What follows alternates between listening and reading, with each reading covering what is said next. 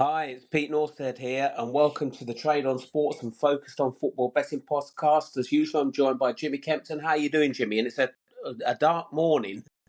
It certainly is. You know, the season is well underway when you're waking up the morning after a Champions League Tuesday night. It's barely light, and we are reviewing 10 Premier League games, and we're on a bit of a decent run, aren't we, Peter? Well, yeah, we are actually. I'll just get up actually as we speak. I'll just get up the facts and figures. I mean, on the podcast, not doing too badly. Plus 0.22 points for yourself, and I'm plus 0.87. Last weekend was a very good weekend. I had a push with Fulham and a win with Newcastle, and you had a good win with Manchester United. Yeah, I backed the early kick-off, and for once, it paid dividends for us. Mind you, though, I have to say on your, go over to Focused on Football and definitely get to the blogs. But I was just saying to Jimmy earlier, he's had six out of 6 in League Two. Six out. Incredible, and even the I'll say the good lucks with us. But last week we had Notts County to win and both teams to score, was it, and over 2.5 goals. I can't remember. There were 2 down after 6 minutes. Peter, I thought the run is over, but no. Stuart Maynard's men came flying back and won 4-2 and landed as a winner at about the 5-2 mark. So yeah, really positive stuff. And had a good winner on the podcast. For the League Two, and also on the subscriber selections, Crew landed as a winner at Crimson. So yeah, pretty Yeah, much flying in League Two. I don't like yeah. to brag because you normally fall flat on your face when you do, but sometimes you even have to recognise your own good work, don't you, mate? Yeah, well, I mean, looking at the postings that you've done, and don't forget, let's not forget that you've also got things like teams to win to nil and accumulators, etc. 1.58 up after 16, so just shy of a 10% return on investments. Not bad going for when you're writing these pieces. It's difficult, it's tough. I know what it's like. Yeah. You've got a balance between value and finding the winners, and we're just striking that right balance at the moment, just about.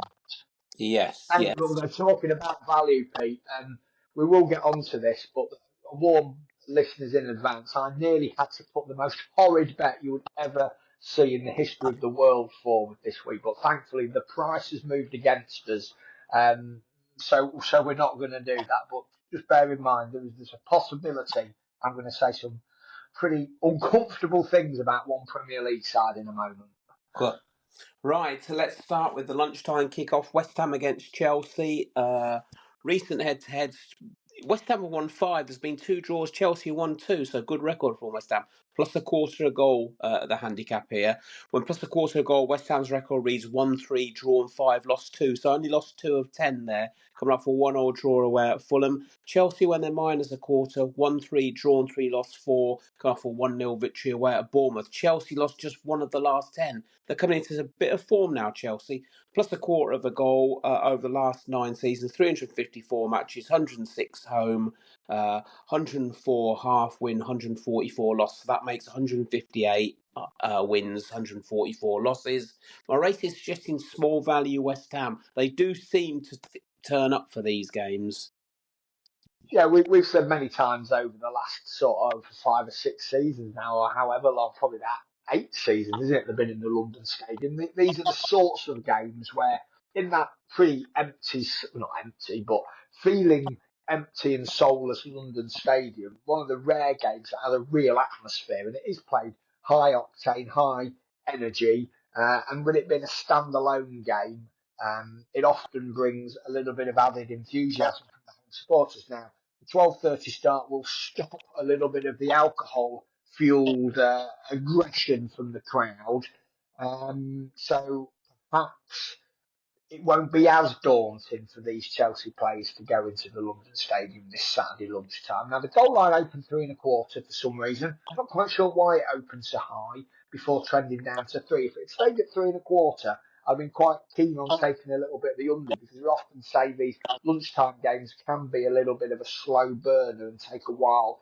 to kickstart into action. Now, top half finishing sides win 43% of their games away to West Ham in recent seasons, and Chelsea are on a 4-game winning streak on the road, stretching back to the back end of last season. Now, they did struggle a little bit last time out on the road and left it very late against Bournemouth to take all 3 points. But unlike you, Pete, if I'm going to say the small value, I'm going to say it's actually with the away side. And I think you can get Chelsea about, is it the 11 to 10 mark? Let's Yeah, have a look. Bet yeah. price 23 to 20. I wouldn't be diving in on that, but out of the two bets, if you put a gun to my head, I'll probably be siding with the away side. Next up, we've got Aston Villa against Wolves. Recent head-to-heads, Villa 1-1. There's been 2 draws. Wolves have won 2, so Villa not have the best of this. Aston Villa -1 goal. I still can't keep on reminding myself, Aston Villa have made some great progress in the last couple of seasons. When -1 goal, Villa's record is very good. They've won all 6 matches, winning 5 by 2 or more goals, coming off an exciting 3-2 victory at home to Everton. Wolves, when they're +1 goal away from home, 1-3 drawn, 1 lost 6. 5 of the 6 defeats were by 2 or more goals, and they're coming off a 2-1 defeat at home to Newcastle. Wolves lost 6 of the last 7, and they just don't seem to get going. Promising something but not delivering really. -1 goal, 304 matches, 118 home, 76 push, 111 away. Very small value, Wolves, my rating suggesting. Well, every week I seem to come onto this podcast, Peter, and say Gary O'Neill is a really good manager. Got a lot of time for him. I'm seeing progress with Wolves. But at some point, I'm going to have to sort of counter those thoughts with the fact that they're not playing overly well, or at least they're not achieving great results. They've gone just 5-5-11 on the road under Gary O'Neill. Admittedly, 2 wins have come at Chelsea and Spurs. They've only picked 1 point up from their opening 4 games. They've got the second worst goal difference in the division, -7. Now, that said, they've played Arsenal, Chelsea and Newcastle. But here they play another really good side. And under Unai Emery, Villa at home against bottom half finishing sides, great record. 12-3-1. And last season Villa won this game 2-0. They were priced at 1.53 that day, so -1. But they covered the line and covered it with aplomb. Um, even even though I keep saying I like O'Neill, if I'm going to bet this game, Pete, even on the back of a Champions League midweek away day for Villa, although it was a Tuesday tea time game, I think I would side with the home team here, Pete. They seem to be on a roll. That comeback win last week against Everton was excellent. Yeah, even -1, I would be taking the home team here if forced. Right, next up, Fulham Newcastle, +0.25 goal here. Newcastle have had by far the best. They've won all 4 of the recent head-to-heads. Fulham, when they're +0.25 goal, 1-2 drawn, 3 lost 5, coming off a 1-1 draw at home to West Ham. Newcastle, when they're -0.25, 1-4 drawn 3, lost 3, can offer 2-1 victory away at Wolves. Newcastle are now unbeaten in 5, +0.25 goal, 354 matches, 106 home, 104 half win, 144 lost, 158 plays, 144. My rating suggesting value Newcastle. Now, I think, as we said yesterday about Fulham, they do very well at home. Really, they only really lose to the better sides. This will tell us a lot about Newcastle, I think. It certainly will, and I'm getting a little bit more into possibly something you've been into for a long time, Pete, comparative pricing, where I'm looking at teams, what they were priced against certain opponents, and then literally just thinking, are Fulham a better or worse side than they were last season when they played Newcastle? Now, last season, Eddie Howe's team were priced at 2.83 to win this game, and they won it. They won this game 1-0. So they were 2.83 last season. They're 2.35 though here, Pete. And that seems a massive price adjustment. And I don't actually sense the gap has got any bigger between the two sides. So you have to ask yourself, were they too long last season? And interestingly, you did say there, Pete, that Newcastle only seemed to lose the games to the better sides. Now, against top half finishing sides, they're pretty much all or nothing. They've gone 6-2-11 in this spot. So they either win or they crash and burn. Newcastle 19, 9 and 9 away to Eddie Howe, under Eddie Howe against sides not finishing in the top six. That's a strong record. Despite the price move from last season to this season against Newcastle, all the trends are saying to me Newcastle are the value here. And I almost think whether, based on those stats for Fulham in this spot, whether you just forget the handicap line and back Newcastle outright here at about the 13 to 10 level. I think they might offer some decent value there. Yes, I mean, I personally don't see. Well, I don't see Newcastle losing this game. You know, Yeah, I know exactly what you mean. You look at it and you think, I mean, 7 to 5, so that's 2.4. You can get that with 10 bet. William Hill are offering 13 to 8. Like you say, we do this on Asian handicaps because we like that little extra protection that the draw can offer you. But the value betters out there. I think Newcastle outright is probably the way to go. Leicester Everton next. The line's moved from minus quarter to scratch. Recent head-to-head's been a mixed. Leicester have won 3. There's been 1 draw. Everton have won 4. Leicester, when they're off scratch, 1-2, drawn 4, lost 4, kind of a 2-2 draw away at Palace. Good draw that is away from home, that is for Leicester. Everton, when they're off scratch away from home, 1-2, drawn 4, lost 4, kind of a 3-2 victory away at Villa. That's 2 games now. They've been 2 goals ahead and lost 3-2. Everton, they've lost their last 5, conceding 3 in the last, at least 3 in the last 4.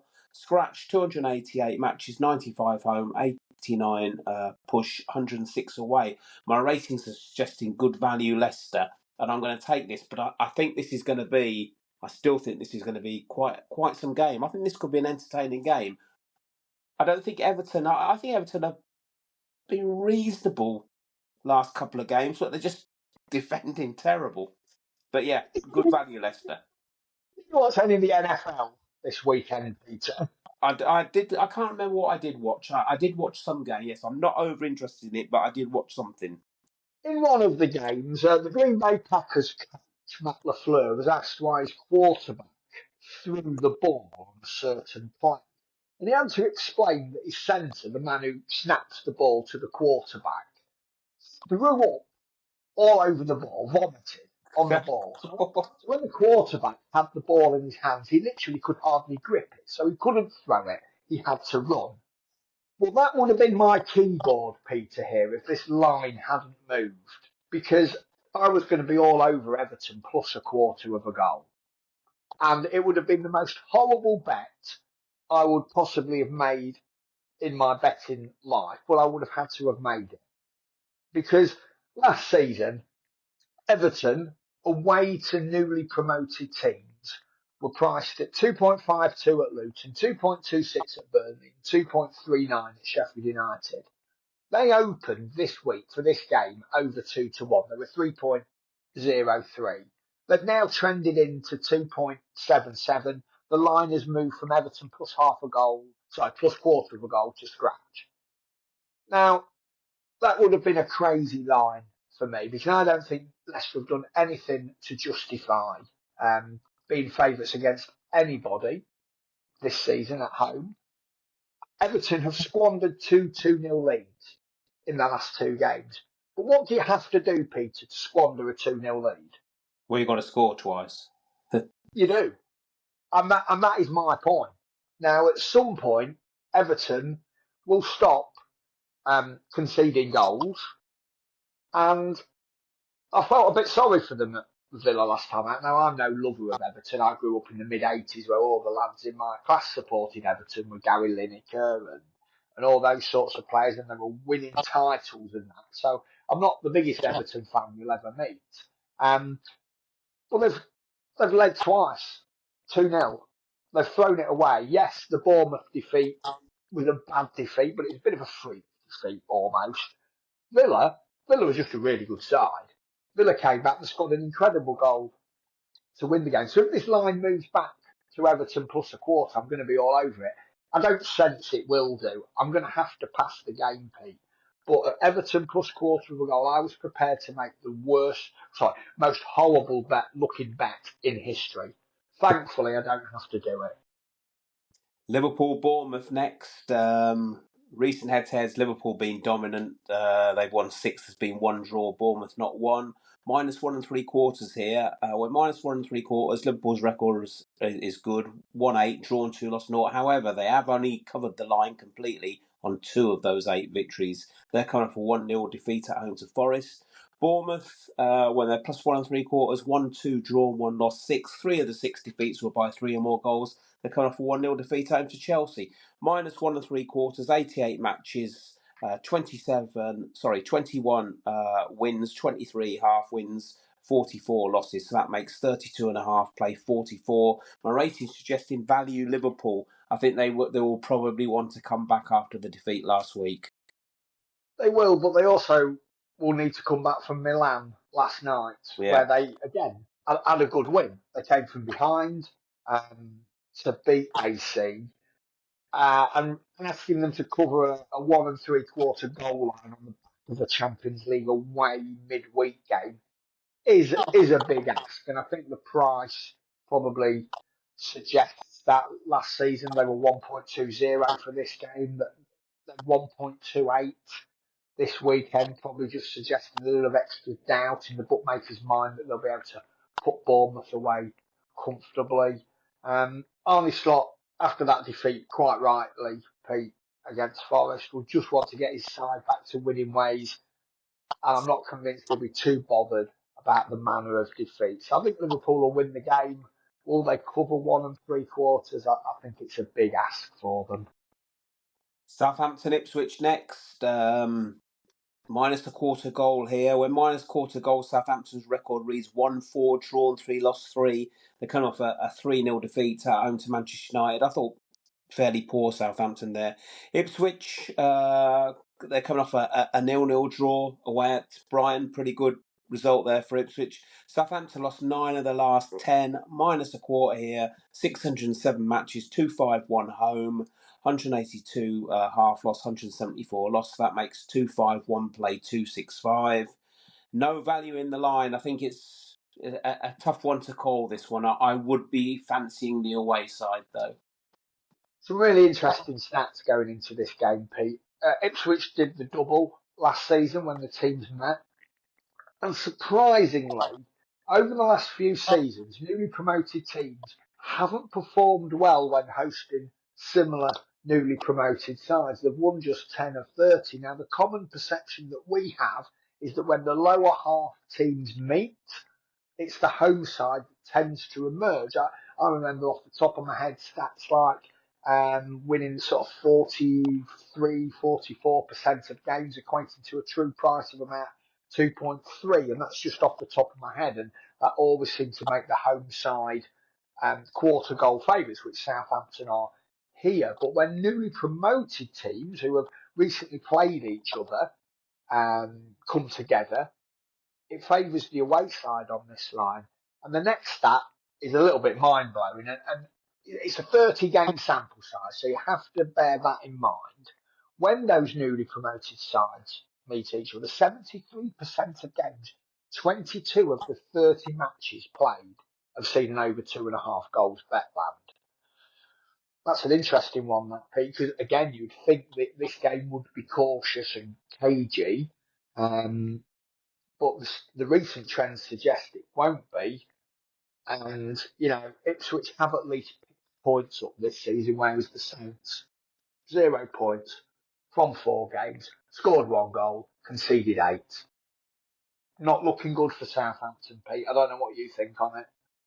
No, they. I thought they were very poor against Manchester United. I haven't seen much of them though, but yeah, I don't fancy their chances of staying up this year. That's for sure. Me neither, mate. Yeah. I think they are. Yes, I think they could be the weakest team in the league. I think. Yeah.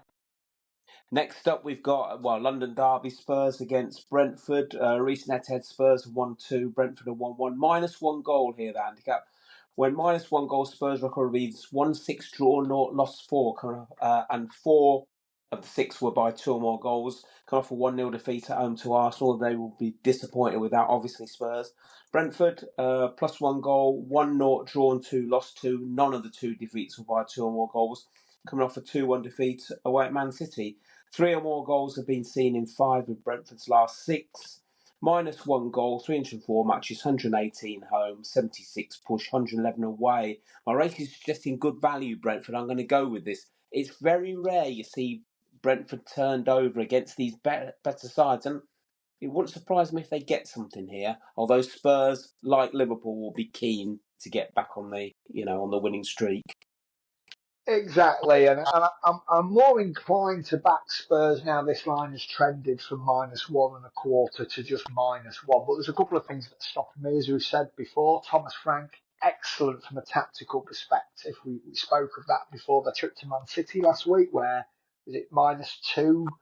Man City were, and Brentford covered quite comfortably, losing just 2-1. And Spurs, as we know, always have that potential to concede a goal. Now, Brentford striker Visser is out for 2 months now with an ankle injury. That's compounding their striking issues. Now, Ivan Toney's departed, so they will have a little less threat up top. And Brentford have lost 30 of their 59 Premier League away games, with 14 of those defeats coming by 2 or more goals. Last season, Spurs won this fixture 3-2, and I'll be perfectly honest, Pete, it wouldn't surprise me if Spurs edged this by the odd goal again, possibly 2-1 or maybe even 3-2 again. So I think Spurs will probably find a way to win the game, but as you quite rightly say, Brentford rarely make it easy for any opponent. Next up, Crystal Palace, Manchester United. Is this the tea time kickoff? I think it is, isn't it? Let's just have a look. Yes, it certainly is. Half Yeah. five at Sellers Park. It will be bouncing. Yeah. Recent head-to-heads, Palace have 1-2. There's been 3 draws. United have 1-4. Scratch the handicap here. When off scratch, Palace's record is 1-5 drawn, 3 lost 2. They come for a 2-2 draw at home to Leicester. United, when they're away off scratch, 1-4 drawn, 2 lost 4. Come off a good 3-0 victory away at Southampton. 3 or more goals have been seen in United's last 3. Scratch, 288, 95 home, 89 push, 106 away. My rating is suggesting no value in the line. I was a little bit surprised that this game is off scratch. Actually, if I was going to suggest anything, I would sort of suggest Manchester United. That just goes to show how Palace have turned it around a little bit at home. Yeah, and I mean, Man United opened -quarter of a goal favourites after that convincing victory down at St Mary's last weekend, but money has come for Palace, or maybe against Manchester United. And if you remember at the back end of last season, Peter, Palace were priced at even money to beat Man United, and they absolutely walloped them 4-0 that night. And that was a game where, once again, Eric Ten Hag's tenure was put under pressure, and worryingly for Ten Hag, United have played 40 away games under him. They've kept us 12 clean sheets. One of those has come against the top half finishing side, and 5 of them came at sides who were eventually relegated. Now, I think you'll say that Palace aren't a side that are going to get relegated.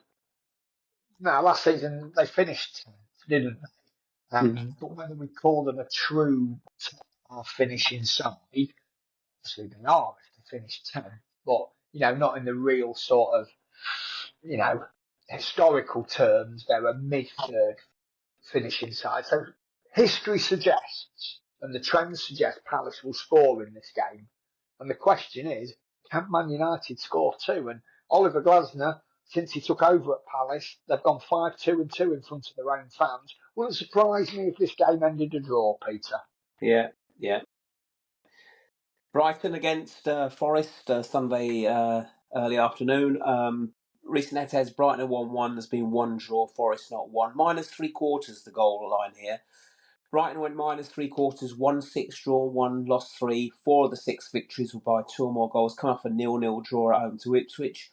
Forest, when they're +3/4 away from home, 1-0 drawn, 2 lost 6. 2 of the 6 defeats were by 2 or more goals. Coming off an excellent 1-0 victory away at Liverpool. Forest now undefeated in their last 5. -3/4, 246 matches, 82 home, 65 half win, 99 loss. That makes 114 and a half, playing 99. So leaning to the home side there. Indeed, my rating suggesting a small value Brighton. Mind you, a lot of people are speaking Forest up, and I was speaking to a couple of people, and they're very you know, high on their chances of, starting to get into the top 10 now. Yeah, I mean, fair play to Nuno. They're unbeaten so far, Forest, and you are what your record says you are. But it was a real surprise to me that this line is only Brighton -3/4. It's a real feather in the cap for the work that Nuno's done at the City Ground. And last season, Brighton were priced at 1.63 for this game. You can now get them at 1.80. Now, again, applying those thoughts of mine, are Brighton a better side than they were last season? They're about the same, maybe slightly improved. Forest are clearly a much better side, but Brighton did win this game last season, 1-0. Goal lines trended down, 2 3/4, now 2.5. If you remember when Brighton, last few years, Brighton, lots of goals.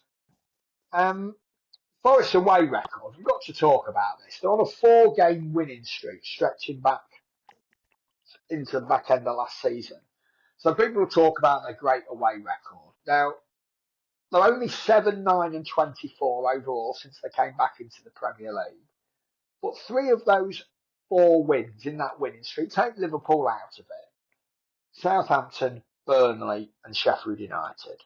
Yeah. 2 teams who were relegated, 1 team who's probably looking like they'll get relegated this season, and then a win at Liverpool, which hats off, incredible. But every team can pull off a one-off performance. I'm all over Brighton here, Pete, and I love the fact that you can get them at 1.80 on the outright, and I'm going to take it. I'm going to trust Brighton to get the job done here.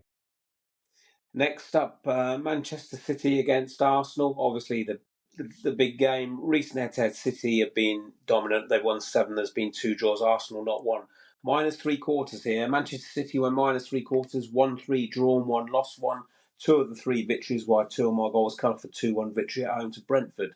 Arsenal went +3/4, 1-1, drawn 2, lost 2. Only one of the 2 defeats were by 2 or more goals, coming for 1-0 victory away at Spurs. Man City, they've won their last 3, scoring at least, their last 13, scoring at least 2 in those 13. So, they're scoring goals and winning. -3/4, 246, 82 home, 65 half win, 99 loss, 114.5 to 99. My rating suggesting no value in the line. I think this is an interesting one. I think I get the feeling that Arsenal might win this game, or really go. I think last year they should have gone for that game, and I think they would have won the title had they'd have beaten City at the Etihad, and I just don't think they went for it, and I think they'll regret that. I think they might. It's early season, so I don't know. It could be cagey, this. Well, I'm not convinced it will be cagey because it's early season, Pete, and I've written this in my preview for this game upon focusonfootball.co.uk. And if I was Mikel Arteta, I would be raging with the fixture schedulers. Have you seen the schedule, Pete? Yes, yes, yeah. I mean, I think it's terrible in terms of Arsenal play Thursday, don't they? Yes. Away in Italy, away at Atalanta. Man City play at home on Wednesday night to Inter Milan. So Man City have got an extra night's rest coming into this game, and that's not even factoring the travel that Arsenal will have to do coming back from Italy. They'll probably get back at 3, 4 in the morning maybe from Italy. They'll then have to travel on the Saturday up to Manchester, and I think that is why we see this price different to what we saw when the team played earlier in the year. City were 2.09 for that game. They get the goalless game at the Etihad. They're now 1.80 for this game, and that's the only reason I can see that this price has moved so much because of the schedule advantage that Man City have got. And I think you're right, Pete. I think the ghosts of that performance for Arsenal live with them in terms of them not playing on the front foot. That said, I think Pep Guardiola will know this is an incredible opportunity at this stage of the season to start gradually getting the hammer out and putting the odd nail in Arsenal's title challenge, even this early in the season. And I actually think that Pep would sacrifice a loss to try and win this game, because at the end of the day, if they lost this game, they'd still only be 1 point behind Arsenal. But if it's late on, they'll have the extra energy from that extra night's rest. I think City will go all out to win this game, Pete, and I think it'll be a really entertaining game. Goal line set at 2.5 for some reason. I think you're going to see goals here. I'm not convinced it's going to be cagey at all. It'll be interesting. It'll certainly be interesting. What's your opinion on this new Champions League phase business? God knows. I mean, I was looking through the fixtures and I thought, oh crikey, massive advantage for Arsenal. They're not playing Tuesday or Wednesday night. And then I find out that they're playing on bloody Thursday night, and I'm looking and they're in a table of 36 or whatever. I'm just looking at the table now. Bayern Munich are top, and then Dinamo Zagreb at bottom on goal difference of -7 in 36th place. I mean, what is it? Top 24 go through, is it? Yes, something like that. Yes. So you see, Top 8. you see, the thing is, Arsenal they can rotate there, can't they? Yeah, it'd be interesting to see what sort of side they pick, but I would imagine they will still ask all of the big players to travel, because and that's some of the issues. It's not always so much the playing, it's the travelling, because at least when you play, you'll get a decent night's sleep afterwards because you'll be tired. But some of these players will maybe travelling, sitting on the bench for 90 minutes, still doing the warm up, but not fully exerting themselves. So then they come home and have a broken night's sleep because they're not actually that physically tired. Sometimes going away, sitting on the bench, is even worse than going away and playing. Yes. Yeah. Right, let's have a look at this. Right, yes, I'm going to go Leicester scratch at home to Everton. Hope I don't regret that. And Brentford +1 goal away at Tottenham. Well, thankfully, I don't have to oppose you by taking Everton +1/4 because the line's moved. So I'm going to follow in the footsteps of last week, really, listeners. I'm going to take Brighton outright at 1.80, similar to what I did last week with Manchester United, ignoring the handicap line because the price is just within our parameters. I'm going to take Brighton outright at home to Nottingham Forest at 1.80 with Unibet. Right, we shall be back next week, same time, for the next weekend's match. Good luck, everybody, over the weekend. Best of luck, everybody.